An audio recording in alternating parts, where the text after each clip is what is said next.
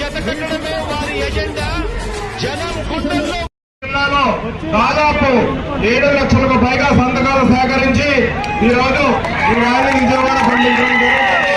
దీనికి సహకరించినటువంటి వైఎస్ఆర్ కాంగ్రెస్ పార్టీ నాయకులకు, కుటుంబ సభ్యులందరికీ కూడా ప్రత్యేకంగా ధన్యవాదాలు తెలుపుకుంటూ మీ అందరి ఆదరణ, మీ అందరి అండదండలు ఇదే విధంగా జగన్మోహన్ రెడ్డి గారికి, ముఖ్యంగా పేద ప్రజలందరికీ మీరంతా ఉన్నారని వైఎస్ఆర్ కాంగ్రెస్ పార్టీ